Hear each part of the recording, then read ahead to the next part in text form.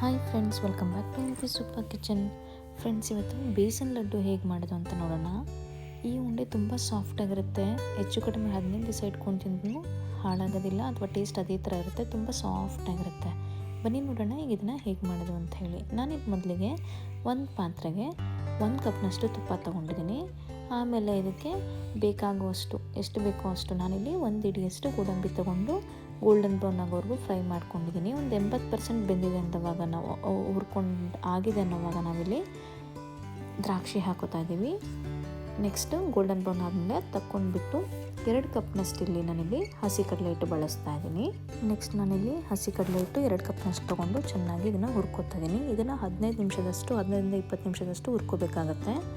ನೋಡಿ, 15 ನಿಮಿಷ ಆದಮೇಲೆ ಇವಾಗ ಇಲ್ಲಿ ಬ್ರೌನ್ ಕಲರ್ ಬರುತ್ತೆ, ಸ್ವಲ್ಪ ಬ್ರೌನ್ ಆಗುತ್ತೆ ನೋಡಿ, ಕಾಣ್ತಾ ಇದೆಲ್ಲ ಆ ರೀತಿ ಬ್ರೌನ್ ಆದಾಗ ನೆಕ್ಸ್ಟು ಇದು ಚೆನ್ನಾಗಿ ಆಗಿದೆ ಅಂತ ಹೇಳಿ. ಅಥವಾ ಬೇಕಾದ್ರೆ ನಾವು ಸ್ವಲ್ಪ ನೋಡ್ಬೋದು, ಹಸಿ ವಾಸನೆ ಹೋಗಿರಬೇಕು. ಇವಾಗ ನಾನಿಲ್ಲಿ 1 ಕಪ್ ಕಡಲೆ ಹಿಟ್ಟಿಗೆ ನಾನಿಲ್ಲಿ 2 ಕಪ್ನಷ್ಟು ಪುಡಿ ಮಾಡ್ಕೊಂಡಿರೋ ಸಕ್ಕರೆನ ಹಾಕ್ಬಿಟ್ಟು ಸ್ಟವ್ ಆಫ್ ಮಾಡಿಕೊಂಡು ಆಮೇಲೆ ದ್ರಾಕ್ಷಿ ಗೋಡಂಬಿ ಹಾಕ್ಕೊಂಡು ಇದನ್ನು ಚೆನ್ನಾಗಿ ಮಿಕ್ಸ್ ಮಾಡ್ಕೊತಾ ಇದ್ದೀನಿ.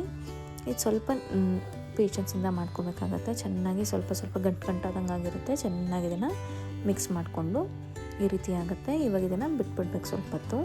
ಫ್ಲೇಮ್ ಆಲ್ರೆಡಿ ಆಫ್ ಮಾಡಿದ್ದೀವಿ ನಾನೀಗ.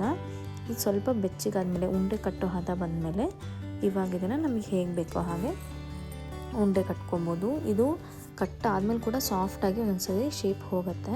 ನಾವು ಮತ್ತೆ ಬೇಕಾದ್ರೆ ದುಂಡು ಕಟ್ಕೊಂಡ್ರೆ ಕರೆಕ್ಟ್ ಆಗುತ್ತೆ. ನೋಡಿರಲ್ಲ ಫ್ರೆಂಡ್ಸ್, ಎಷ್ಟು ಈಸಿಯಾಗಿ ಎಷ್ಟು ಚೆನ್ನಾಗಿ ನಾವಿಲ್ಲಿ ಬೇಸನ್ ಉಂಡೆ ಮಾಡ್ಬೋದು.